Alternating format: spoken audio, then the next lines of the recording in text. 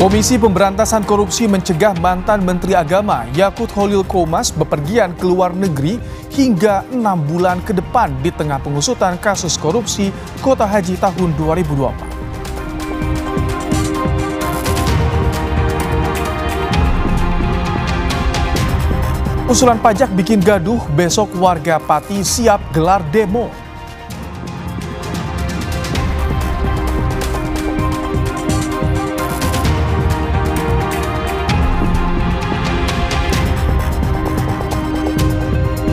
PBB mengutuk keras serangan Israel terhadap jurnalis Al Jazeera di Gaza dan menyebut tindakan militer Israel merupakan pelanggaran berat.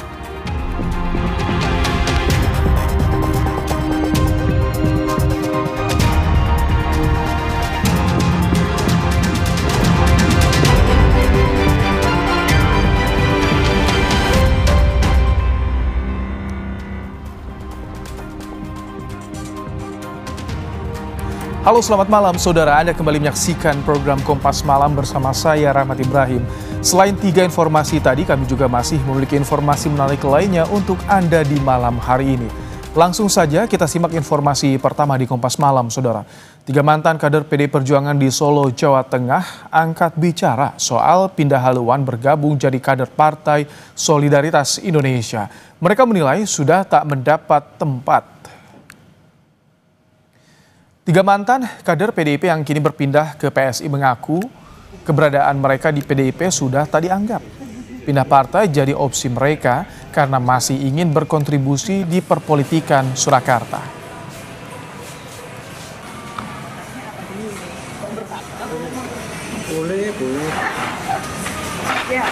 Di dalam lingkaran sudah dianggap, sudah tidak dianggap, di dalam lingkaran sudah tidak pernah diajak komunikasi, tidak pernah diajak berbicara, sudah bahkan mereka sudah statement bahwa Wawanto itu sudah bukan siapa-siapa, tidak mempunyai pengaruh apapun.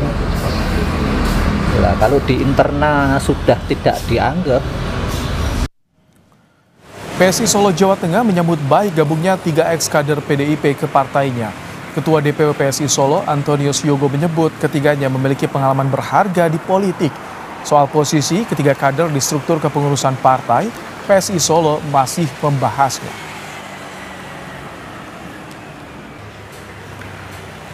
Apresiasi kami sambut dengan gembira karena mereka sudah memutuskan untuk bergabung di rumah yang sama, namanya PSI. Tentu ini menjadi kabar baik dan amunisi baru, energi baru bagi kami. Kami terus berdiskusi dengan teman-teman Solo, dengan fraksi untuk menata, merombak struktur juga. Kami terus berdiskusi di mana posisi pasnya beliau-beliau ini yang masuk.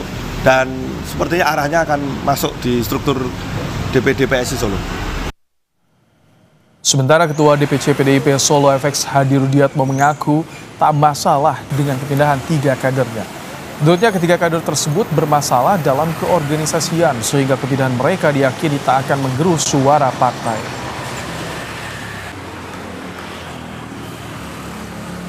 Kalau saya bertiga itu nggak ada artinya kok untuk di PDI Perjuangan. Dengan hilangnya 3 ex-kader ini menggerus suara PDI nggak?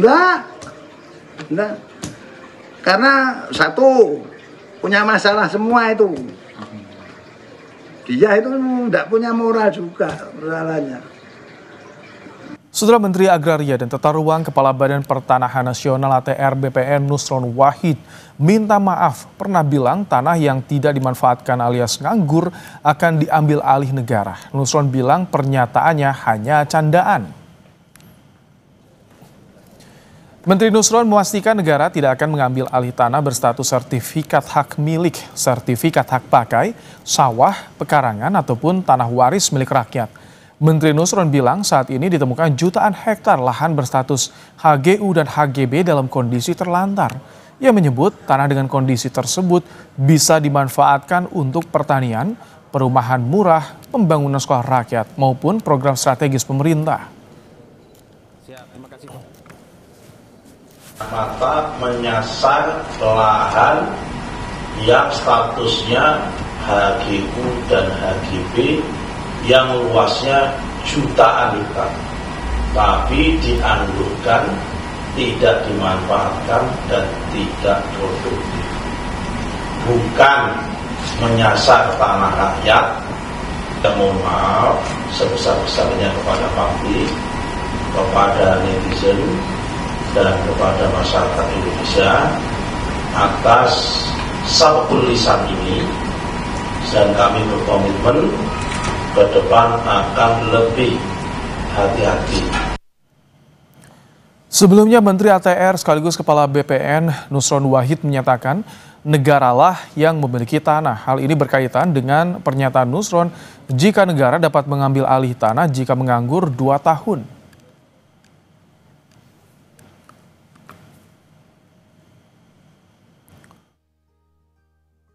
Tapi perlu diketahui ya, tanah itu tidak ada yang memiliki. Yang memiliki tanah itu negara. Orang itu hanya menguasai. Negara kemudian memberikan hak kepemilikan kepadanya. Jadi nggak ada istilah tanah kalau belum ada SHM-nya, itu dia memiliki, nggak ada. Oh, ini tanahnya mbah-mbah saya, leluhur saya. Saya mau tanya, emang mbahmu, leluhurmu dulu bisa membuat tanah? Kita ke sorotan berikutnya, Saudara. Komisi Pemberantasan Korupsi mencegah mantan Menteri Agama Yakut Khalil Qomas bepergian ke luar negeri di tengah pengusutan kasus korupsi kuota haji tahun 2024. Mantan Menteri Agama Yakut Khalil Qomas dicegah bepergian ke luar negeri sejak 11 Agustus hingga 6 bulan ke depan. Tak hanya Yakut, KPK juga mencegah staf sus Yakut dan juga seorang pihak swasta pemilik tur haji dan umroh. KPK telah menaikkan status kasus korupsi kuota haji ke tahap penyidikan, tapi KPK belum menetapkan tersangka dalam kasus ini. Yang pertama, Saudara YCQ ya, Menteri Agama periode 2020-2024, kemudian Saudara IAA yang merupakan staf sus Menteri Agama pada periode tersebut, dan juga Saudara FAM yang merupakan pihak swasta selaku pemilik tur haji dan umroh gitu ya. Pencegahan ke luar negeri kepada para yang bersangkutan tentu dibutuhkan penyidik agar yang bersangkutan tetap berada di Indonesia supaya dapat mengikuti proses penyidikan ini. KPK melakukan pencegahan ke luar negeri terhadap ex-Menteri Agama Yakut Khalil Qomas atas kasus dugaan korupsi kuota haji 2024. Menanggapi hal tersebut, Menteri Imigrasi dan Pemasyarakatan Agus Adrianto mengaku belum menerima laporan dari KPK soal pencegahan ke luar negeri pada mantan Menteri Agama Yakut Khalil Qomas. Agus bilang biasanya KPK akan bersurat ke Kementerian IMIPAS untuk meminta pencegahan orang yang berhadapan dengan hukum. Saya belum mendapat laporan. Sejauh ini belum ada pengajuan untuk permintaan pencegahan kepada yang bersangkutan. Nanti kalau ada informasi nanti akan. Tapi mekanismenya seperti apa, Pak? Ya, mereka akan meminta kepada kita untuk melakukan pencegahan kepada seseorang yang sedang berhadapan dengan hukum yang dilaksanakan oleh aparat penegak hukum. Mantan Menteri Agama Yakut Khalil Qomas mengungkapkan baru mengetahui dari media massa perihal pencegahan dirinya di kasus dugaan korupsi penentuan kuota haji 2024. Dalam keterangan tertulisnya, juru bicara Yakut Khalil Qomas mengaku akan bertanggung jawab mematuhi proses penegakan hukum yang berjalan di KPK. Melalui juru bicaranya secara tertulis, Saudara, Yakut menegaskan bahwa keberadaan di Indonesia akan disesuaikan dengan kebutuhan penyidikan demi terungkapnya kebenaran secara transparan dan adil. Yakut juga berharap seluruh pihak dapat menunggu penyidikan tanpa prasangka sambil memberikan ruang penegakan hukum bekerja secara profesional.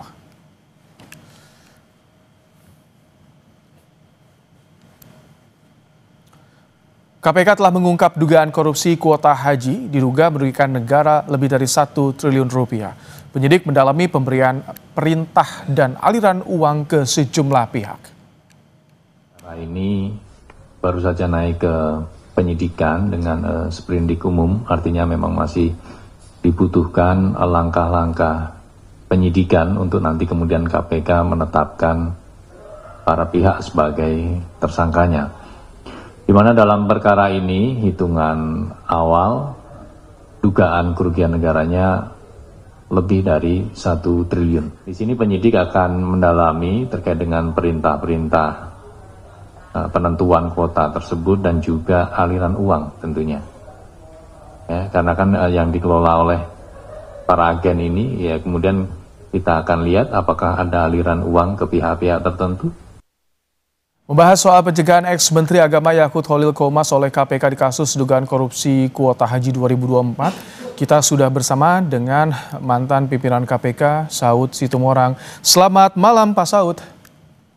Selamat malam, Mas. Baik, Pak Saud, ini kasus dugaan korupsi penyelenggaraan haji 2024 naik penyidikan. Kita punya catatan kelam di penyelenggaraan haji, Pak Saud. Mengapa ini bisa kembali terulang menurut Anda?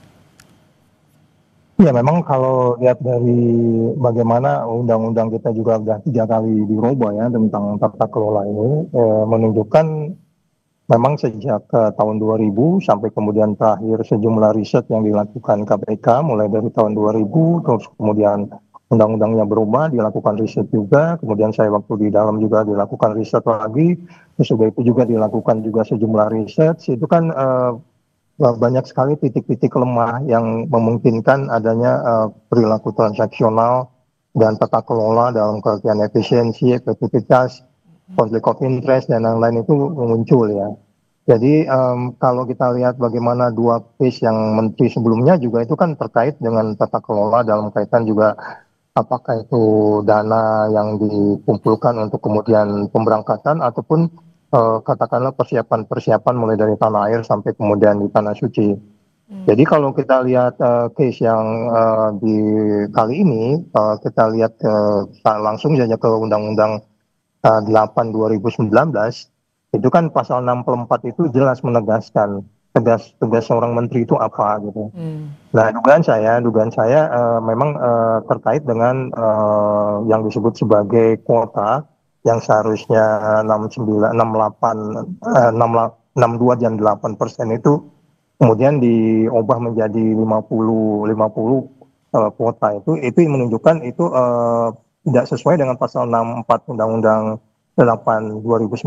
Jadi yang bertanggung jawab sebenarnya ya tentu di dalam pasal 64 itu yaitu menteri, gitu Mas Brian. Seperti tadi salah satu yang Anda sebutkan itu termasuk modusnya juga, sebenarnya ada dana operasional menteri juga yang dimodus. Ini beberapa celah banyak yang rentan di praktik korupsi di sana. Ini memang susah ditutup celah-celah itu. Iya, memang dari awal itu sejumlah rekomendasi awalnya itu kan ada 48 poin ya. Kalau mulai dari tahun 2005, terus kemudian beberapa poin juga tahun 2019, 2020 juga dari dalam kaitan pengelolaan dana juga itu banyak titik-titik yang sebenarnya kalau kita bicara auditnya, baik itu audit kinerja dan audit katakan keuangannya, memang sudah nampak titik-titik kelemahan itu yang kemudian KPK melakukan sejumlah rekomendasi, tapi rekomendasi itu tidak seperti mulus seperti yang kita inginkan.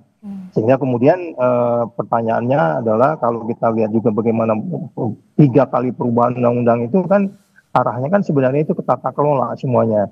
Jadi rekomendasi, pengawasan, audit itu yang tidak perform sehingga kemudian orang bertanya apakah perlu lagi badan baru dan lain-lain. Itu semua kan arahnya sebenarnya bagaimana pertanggungjawaban dana dan memberangkatkan orang mulai dari rumahnya sampai kembali lagi ke rumah. Itu yang menurut kita banyak titik-titik yang ditemukan sehingga kemudian sejumlah rekomendasi yang dilakukan KPK itu mulai dari tahun 2000 mulai KPK berdiri sampai kemudian saya selesai dari KPK juga sejumlah rekomendasi masih dijalankan yang intinya adalah sebenarnya bukan tidak ada audit ya, audit itu jalan tetapi memang perilaku transaksional untuk menjaga orang-orang baik ini kita nggak bisa juga selamanya di sana gitu. Jadi kemudian kalau ada perilaku transaksional katakanlah dikaitkan dengan pasal tadi itu yang dikaitkan mengenai kuota, pasal 64 itu udah itu ya kalau udah peristiwa pidana ya KPK udah harus tinggal menunggu penindakan gitu. Karena tata kelolanya di depan cukup banyak itu tata kelolanya. Pak Saud, kalau pindah pengelolaan dari Kemenak ke BPIH ini jadi ada jaminan nggak sih pengawasan bisa lebih transparansi juga pengelolaan dananya? Yang jadi masalah kan main course-nya tetap sama. Main course-nya itu adalah terkait dengan kuota, terkait juga dengan mulai dari detail-detail katakanlah catering, transportasi, terus kemudian menjaga kuota itu untuk kemudian tetap pada seperti mana di dalam undang-undang. Nah itu kan menjadi sulit kalaupun ada badan-badan baru, kalau perilaku transaksionalnya akan jalan ya tinggal menunggu penindakan gitu. Apalagi kalau umpamanya nanti ada selain kerugian negara ada kickback ya. Kita belum tahu apakah nanti selain kerugian negara karena dikaitkan dengan kuota yang kemarin disebut-sebut angka 1 triliun itu saya nggak ngerti hitungan negara kerugian negaranya seperti apa, tapi itu bisa dibayangkan kerugian itu adalah ketika kuota itu diubah kemudian itu tidak menjadi pemasukan negara. Jadi artinya gini, konflik of interest-nya yang tinggi di dalam pengelolaan haji ini, itu yang mungkin agak sulit kalau tidak kita masuk. Bukan tidak ada SOP, ada kemudian ketentuan bahwa menu itu harus sekian kalori, tapi itu juga kan dibantah juga kan, artinya dilanggar juga. Jadi standar-standar yang sudah dibuat itu pun dilakukan katakanlah adjustment atau pelanggaran-pelanggaran sehingga kemudian terjadilah peristiwa jadi ini kan. Mitigasinya bagaimana sih Pak Saud agar tidak mengadakan penindakan melulu? Mitigasinya bagaimana? Mungkin tidak ditutup sampai tidak terjadi. Kalau kita lihat dari rekomendasi sejak ketemu angka 48 terus angka 37 rekomendasi sampai itu kan semua angka-angka itu dalam rangka menutup celah-celah itu. Tetapi kemudian kan bagaimana itu dilaksanakan itu menjadi persoalannya. Nah kalau kemarin DPR sudah melakukan pengawasan, kemudian ada badan baru juga yang dipisahkan untuk kemudian supaya pelaksana dan pemerintah juga dipisah untuk saling check and balance satu sama lain. Tetapi kalau kemudian transaksionalnya masih muncul, auditnya bukan tidak ada audit. Dari audit itu kan kelihatan kinerjanya. Dari awal kan itu audit BPK itu, sampai hari ini juga audit BPK-nya jalan. Tapi kan itu tidak bisa dijalankan kalau kita katakan tata kelola. Rekomendasinya kan cukup banyak. Pakai konsultan juga. Sehingga kalau kita katakan bahwa transaksionalnya masih ada, korupsi masih ada, ya tinggal penindakan. Nah, bagaimana supaya ini mencegah, karena ini peristiwa harus setiap tahun berlangsung. Saya pikir kita memang harus mulai masuk ke detail-detail lain lagi, sampai kemarin ada beberapa teman-teman civil society kan sampai menghitung jumlah kalori, ya kan. Jadi memang jangan dilihat hanya dari sisi kuota saja, tapi kali ini kan fokusnya di kuota, tapi detail-detail lain itu banyak loh yang harus 48 poin itu yang menurut saya masih harus diperbaiki. Ya itu tanggung jawab kita semua tentunya. Oke, baik, terima kasih untuk insight-nya Pak Saud Sitomorang, mantan pimpinan KPK di program Kompas Malam hari ini. Saudara, usulan pajak bikin gaduh, besok warga Pati siap gelar demo. Kompas Malam segera kembali.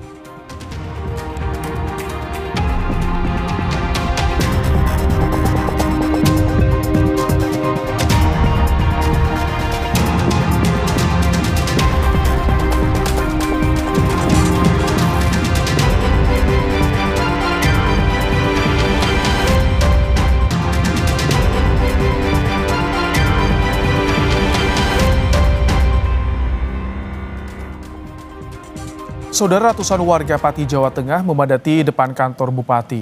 Besok akan menggelar demo imbas gaduh aturan pajak naik meski sudah dibatalkan Bupati. Ratusan warga dari berbagai wilayah terus berdatangan di alun-alun Kabupaten Pati. Mereka memadati pusat posko demo yang berada depan kantor Bupati Pati. Poster tuntutan terpampang di sejumlah titik hingga membanjiri pintu gerbang kantor Bupati.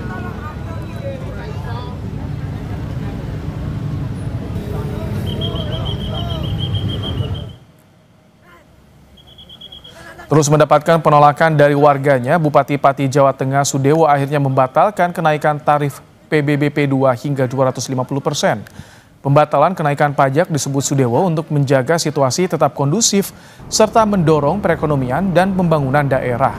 Sementara bagi warga yang terlanjur sudah membayar pajak dengan kebijakan kenaikan tarif, Sudewo berjanji akan mengembalikan kelebihan bayar pada masyarakat.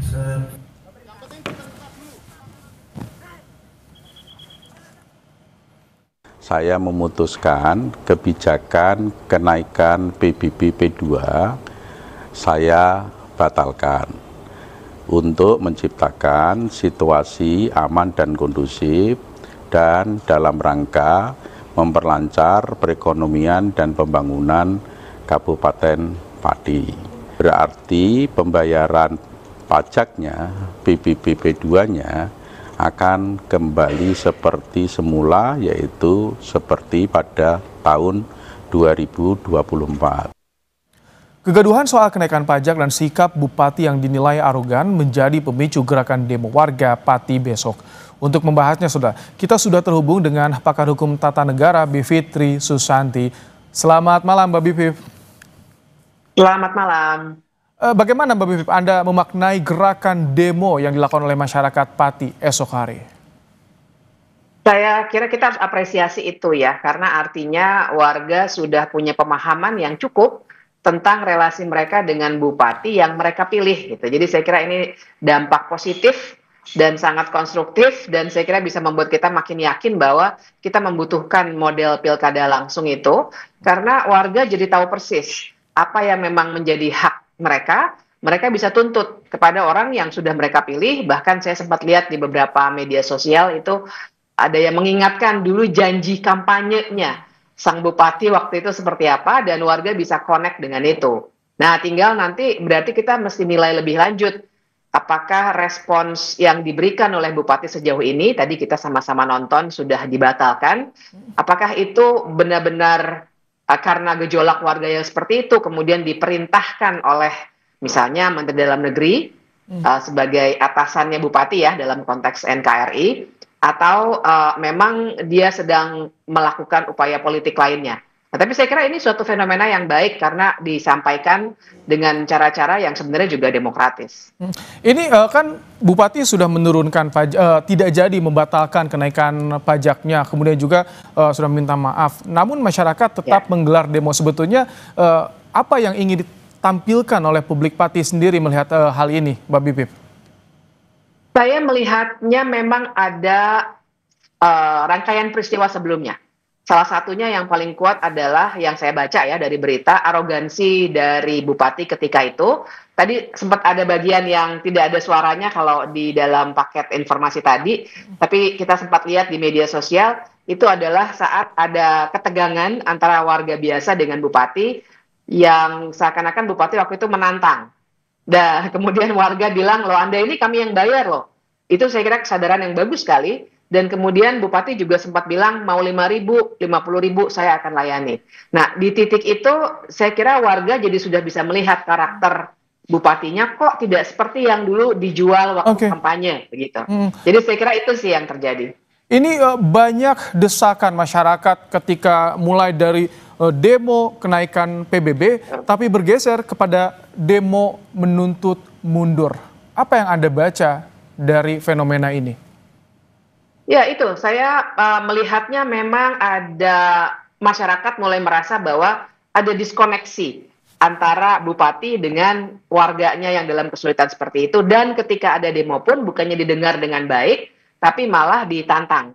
Jadi kalau saya sih melihatnya ini memang suatu gerakan warga yang mulai mengkoneksi dengan baik antara kehidupan mereka sehari-hari dengan pejabat yang mereka pilih dalam pemilihan langsung gitu. Kalau saya sih melihatnya memang seperti itu. Kalau ada dugaan-dugaan atau analisis lain silakan dianalisis, tapi saya kira kita perlu membacanya ada konteks pertemuan atau pembatalan itu juga dilakukan setelah ada pembicaraan dengan pejabat-pejabat terkait termasuk dengan Partai Gerindra.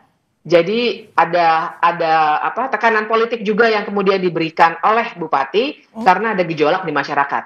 Nah, jadi kalau saya melihatnya ini memang isu yang menguat di masyarakat adalah ternyata Bupati ini memang tidak layak untuk memimpin kami. Kira-kira jadi tidak hanya tekanan publik, tapi ada juga tekanan secara vertikal dari elit politik, entah itu dari partai yang pengusung ataupun juga seperti gubernur atau Kemendagri.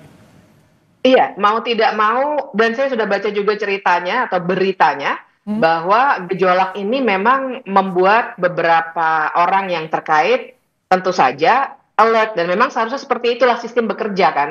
Begitu ada gejolak di masyarakat, yang terkait itu pasti tadi ya, kalau konteksnya dalam NKRI kita, memang Menteri Dalam Negeri Pak Tito Karnavian, tapi juga sebagai kader Partai Gerindra, saya mendengar juga sudah ada pembicaraan dengan beberapa orang di dalam partai. Nah, ini kan kita harus baca sebagai reaksi yang baik sebenarnya menurut saya dari pihak-pihak terkait itu untuk mendengar aspirasi rakyat kalau misalnya ternyata bupatinya tidak mau mendengar.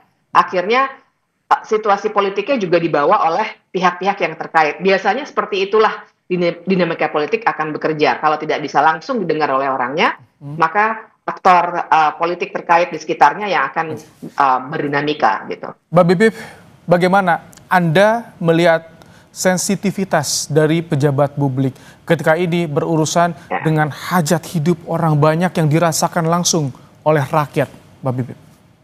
Nah, ini yang saya lihat memang sangat kurang. Jadi, tapi ini masalahnya besar sekali nih kalau kita diskusikan bisa panjang karena begini, yang jadi masalah dengan banyak sekali kepala daerah adalah ketika ada tekanan ekonomi daerah, kita harus paham bahwa ada yang namanya pendapatan asli daerah, PAD.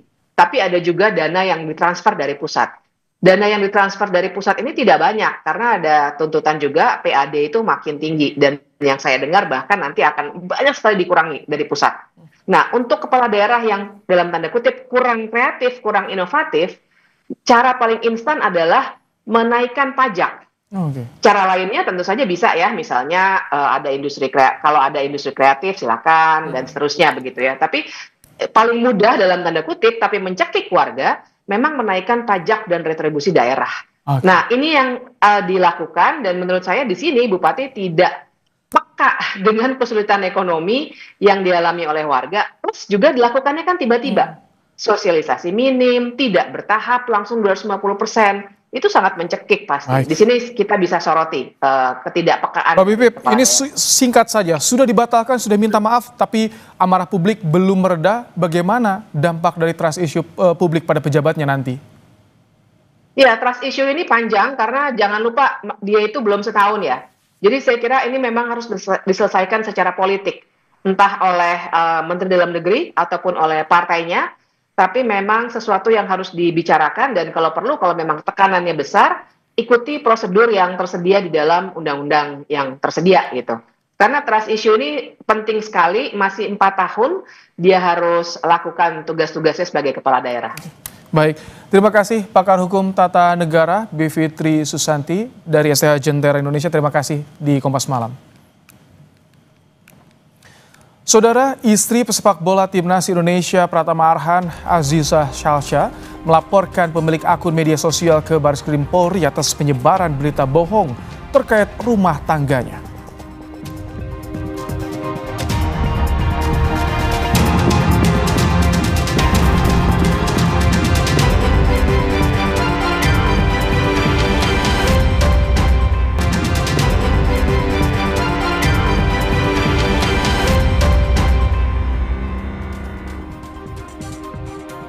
Istri pemain sepak bola Timnas Indonesia Pratama Arhan, Aziza Salsha, melaporkan pemilik akun media sosial ke Barreskrim Polri atas penyebaran berita bohong terkait rumah tangganya.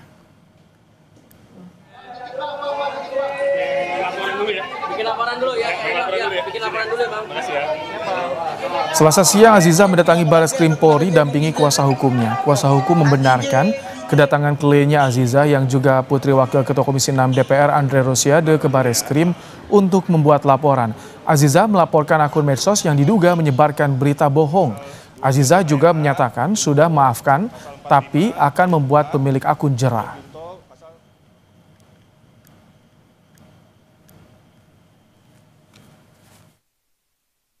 Masalah memaafkan pasti aku udah memaafkan ya, tapi untuk kali ini mungkin aku pengen kasih efek jera aja karena udah 1 tahun terus-terusan kayak gini ternyata belum berhenti-berhenti juga, jadi mungkin kali ini aku akan terus tetap lanjutin proses hukum.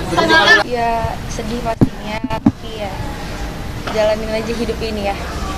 Kak Zita menegaskan lagi kalau semua yang dituduhkan itu adalah fitnah. Dukungan suami gimana Kak Zita? Baik-baik saja. Sempat buron, satu pelaku pembunuhan wartawan di Pangkal Pinang, Kepulauan Bangka Belitung, ditangkap polisi di Palembang, Sumatera Selatan. Terduga pelaku pembunuhan pimpinan redaksi sebuah portal media online di Pangkal Pinang ditangkap di kawasan Kalodoni, Palembang, Sumatera Selatan. Setelah sempat melarikan diri, pelaku langsung dibawa ke Pangkal Pinang untuk menjalani pemeriksaan.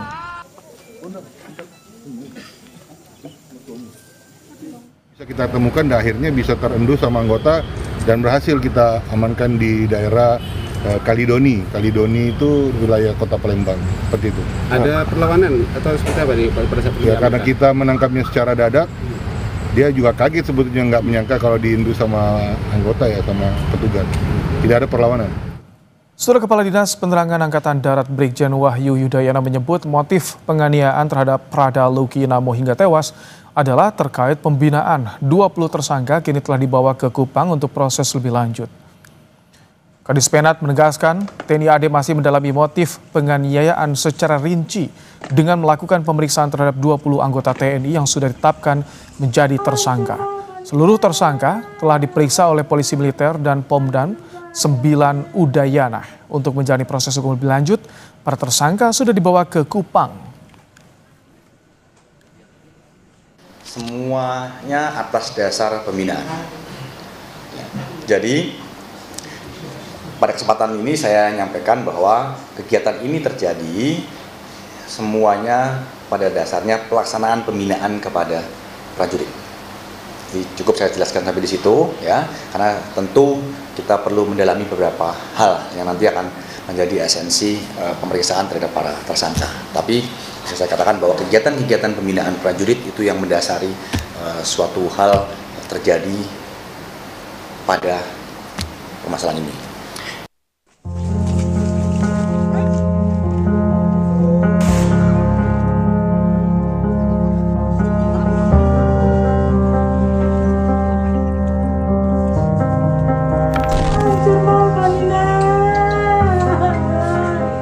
Bagi keluarga menerima kepergian Prada Luki Namo. Tewas saat menempuh pendidikan diduga dianiaya seniornya. Tangis ibunda pecah saat Pangdam 9 Udayana Mayor Jenderal Pik Budiakto mengunjungi rumah duka di Kupang Senin siang. TNI Angkatan Darat menetapkan 20 tersangka kasus kematian Prada Luki Namo. 20 tersangka yang sudah ditahan dan kemudian akan ditindaklanjuti dengan pemeriksaan selanjutnya. Di antara 20 itu apakah ada perwira, Jenderal? Ada 1 orang perwira. Boleh tahu inisialnya, Jenderal? Nanti oleh penyidik yang akan menyampaikan. Dan selanjutnya proses ini sedang berlangsung dan saya secepatnya akan melaporkan pada pimpinan. Kadis Penat Brigjen Wahyu Yudayana mengungkap Prada Luki jadi korban saat pembinaan prajurit. Kadis Penat menyebut 1 perwira yang jadi tersangka diduga sengaja membiarkan bawahannya melakukan kekerasan terhadap Prada Luki. Ada pasal 132, itu kan bunyinya militer yang dengan sengaja mengizinkan seorang bawahan atau militer yang lainnya untuk melaksanakan tindakan kekerasan itu juga akan dikenai sanksi pidana. Jadi seperti yang ditanyakan tadi, ada 1 karena setiap unit itu kan tentu ada struktur di kita, ada komandan regu, ya, ada komandan peleton, ada komandan kompi, ya, dan setiap prajurit itu punya atasan. Sehingga kalau tadi disampaikan apakah ada leveling itu, ya tentu harus ada yang bertanggung jawab terhadap kejadian yang terjadi di unitnya. Anggota Komisi 1 DPR RI TB Hasanuddin meminta arogansi senior ke junior di lingkungan TNI tak terjadi lagi. Ia meminta Panglima TNI melakukan evaluasi agar kematian Prada Luki tak terulang lagi. Tentu ini harus menjadi evaluasi Panglima TNI ya. Jadi harus ada batasan-batasan yang jelas yang bisa diikuti. Jadi arogansi, ini terutama arogansi dari para senior kepada juniornya itu tidak boleh terjadi dimanapun, sejak di lembaga pendidikan maupun di satuan-satuan ya. TNI masih memeriksa para tersangka untuk memastikan motif di balik penganiayaan tersebut. Keluarga mendesak agar kasus kematian Prada Luki Namo diusut tuntas dan transparan. Tim Liputan Kompas TV. PBB mengutuk keras serangan Israel terhadap jurnalis Al Jazeera di Gaza. PBB menyebut tindakan militer Israel merupakan pelanggaran berat.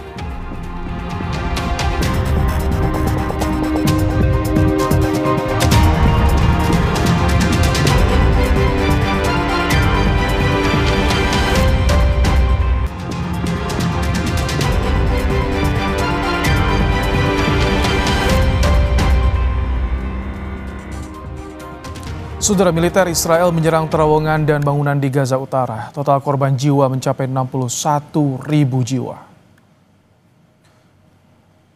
Militer Israel merilis video serangan sejumlah titik di Gaza Utara. Serangan menyasar terowongan hingga pos pengamatan yang diduga milik Hamas. Perdana Menteri Israel berencana memperluas serangannya ke luar kota Gaza.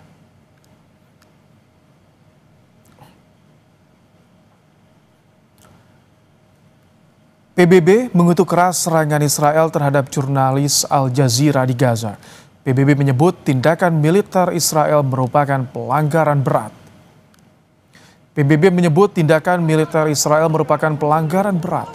PBB menegaskan jurnalis dan pekerja media harus dihormati, dilindungi, dan diizinkan bekerja dengan bebas. Total 242 jurnalis tewas di Gaza sejak 7 Oktober 2023. Terbaru, 5 jurnalis dilaporkan tewas dalam serangan udara Israel di dekat rumah sakit Al-Shifa di kota Gaza pada hari Senin waktu setempat. Militer Israel mengaku bertanggung jawab atas serangan tersebut. Tell you that the Secretary General condemns the killing of the 6 Palestinian journalists in an Israeli airstrike in Gaza City on August 10th. These latest killings highlight the extreme risks that journalists continue to face when covering this ongoing conflict. The Secretary General calls for an independent and impartial investigation into these latest killings. At least 242 journalists have been killed in Gaza since the war began. Journalists and media workers must be respected, they must be protected, and they must be allowed to carry out their work freely, free from fear and free from harassment. Presiden Prabowo Subianto menyatakan akan memperkuat ketahanan pangan dan memastikan ketersediaan pangan, saudara. Dalam program High Level, Kapolri Jenderal Listio Sigit Prabowo mengatakan akan merekrut 500 lebih anggota Polri yang memiliki kemampuan khusus di bidang pertanian. Anggota Polri ini akan jadi pendamping bagi petani agar distribusi bisa diserap secara maksimal. Kami melakukan rekrutmen khusus supaya kemudian anggota-anggota Polri yang kita rekrut ini kemudian bisa juga ikut memberikan pendampingan. Bila perlu kita bantu dalam hal ekspor. Kita merekrut kurang lebih 500 lebih anggota Bintara yang memiliki kemampuan di bidang pertanian. Ya. Nah, nanti jangan kemana-mana, saudara, karena usai Kompas Malam, program High Level akan hadir menemani Anda. Kompas Malam akan kembali saat lagi dengan informasi usulan pajak bikin gaduh. Besok warga Pati siap gelar demo.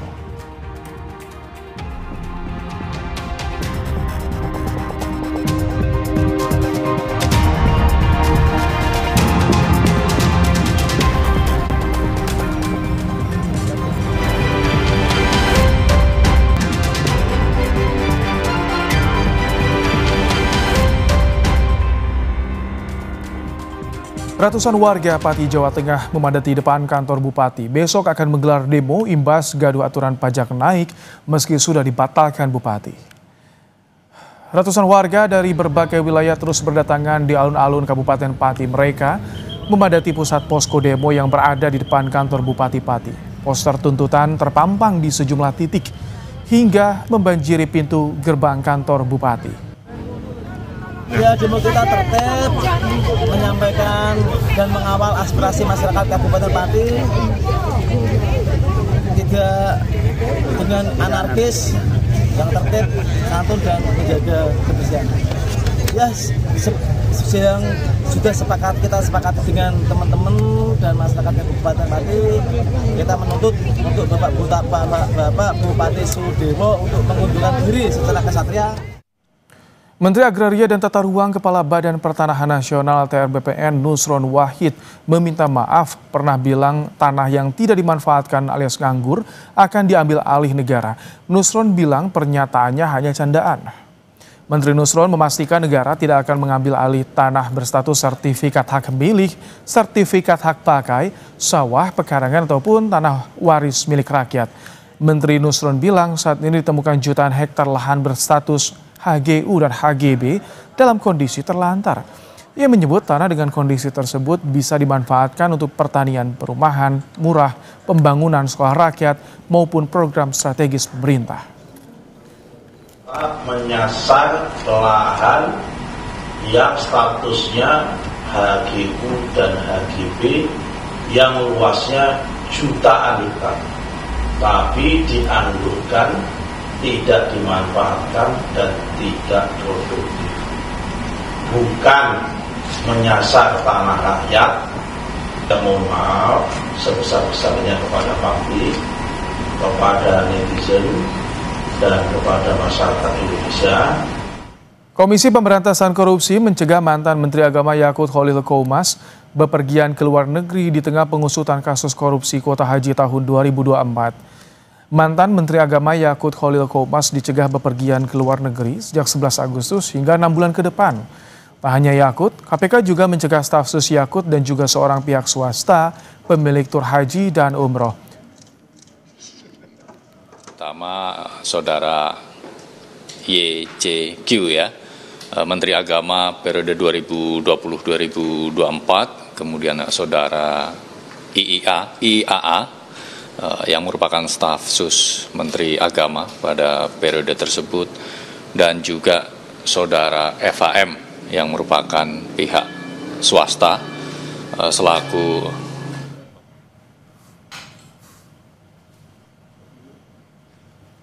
pencegahan ke luar negeri kepada para yang bersangkutan. Informasi tadi jadi penutup Kompas Malam hari ini. Saya Rahmat Ibrahim, terima kasih dan jangan lupa cukupi kebutuhan air mineral Anda setiap hari dan rasakan kesejukannya. Sampai jumpa.